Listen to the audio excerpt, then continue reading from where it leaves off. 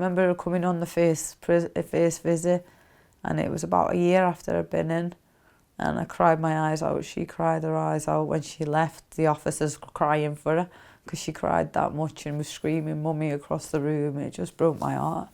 And I remember her saying to me, "Are you in a cage, Mummy?" I could have done anything I wanted to, been anybody I could have been. And just that one mistake ruined it all for me.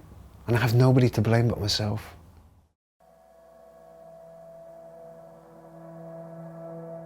I grew up with my sister, my older sister, and 2 older brothers, and my mum and dad in Runcorn.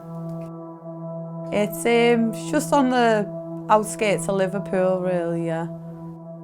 I was born in a town called Corby in Northamptonshire. I had a very good upbringing, wonderful parents, great sisters, beautiful home, every opportunity in the world given to me.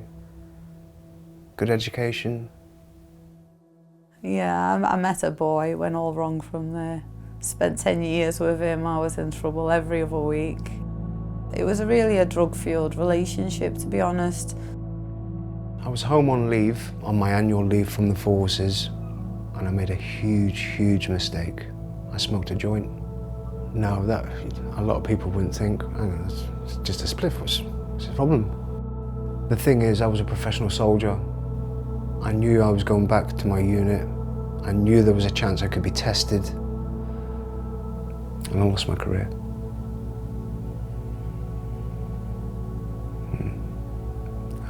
That's where everything went bad.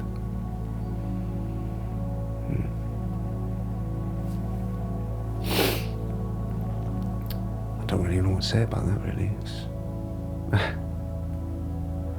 It was a long time ago, but it still feels like yesterday.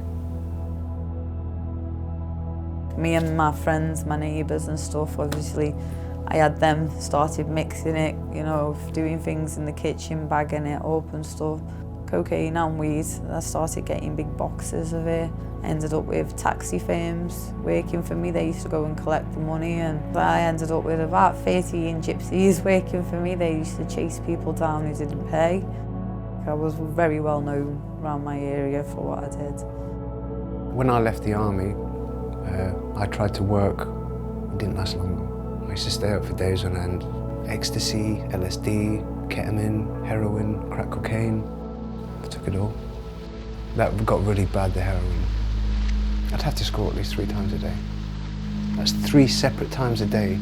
I was having to go out and steal something to be able to score this crap. Then I first called Leah from Style. I think I told her that I loved her and how sorry I was. Yeah, sorry for leaving her. She cried. She cried a lot. When I was in prison, towards the end of my sentence, I was really struggling with somewhere to live, some way of making money, some sort of job. None of those things were in place for me when I went to prison. They're certainly not going to be in place for me when I was going to leave. There was only one real option for me: become one of those factory production prisoners, in and out, constantly, committing crime until the day I die.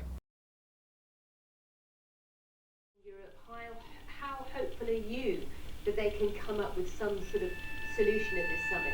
On my last prison sentence, I met a chap. He came into Lancaster Farms and he explained to me, he said, listen here, we have a company here. They can turn your life around, basically. We can help you change your entire life. We can offer you a job. We can offer you somewhere to stay if you have nowhere to stay immediately. We can work towards getting you your own council place, and we can support you. And I thought, yeah, okay, pull the other one.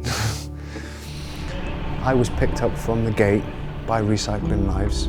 I was taken straight to the charity residential suite in Preston. I was put through the 6-stage programme, learning new skills, developing myself, getting my finances sorted out. It's like turning yourself into a transformer. You've got all this power and control at your fingertips. It's about 370,000 kilograms. This rotation and 5-finger grab is absolutely perfect for this job. It wasn't a case of just going straight onto the crane. There was a lot of progression up to that. It took a lot of training, a lot of hard work and a lot of dedication. That's 18, I'm 316. My job is my lifeline. It keeps me sane, it keeps me out of trouble, it keeps me happy, it excites me every single day. I don't know what's going to happen. Every day I've got a different trailer with different machines, and I love it because they're giving people like me a chance. I mean, not everyone that goes in prison is a bad person. Maybe they've just not found what they're good at yet or what their interests are. And I think giving the chance to find them interest, that person can change completely. I'm proof of that. To have a complete stranger turn up to your prison and say, come here, let's have a chat. Let's see if we can do something for you. It just blew me away. I've been doing maths. He helped me a lot where Leah's concerned. I knew then I could bring her back without there being any problems. I think if I hadn't met Recycling Lives, I think I probably would have ended up back in jail again. And somebody all of a sudden can give you your whole life back. And I don't just mean your everyday life, I mean your entire life, connected with your family.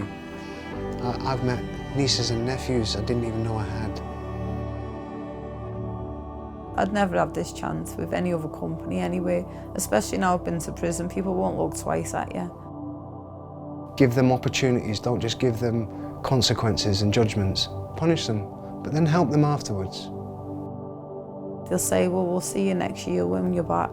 You know, that I think's holding back prisoners. When I left, they said the same to me, well, we'll see you, I'm sure you'll be back in a year, we'll see you next year. And I shook my head and I said, I won't be coming back, and I meant it.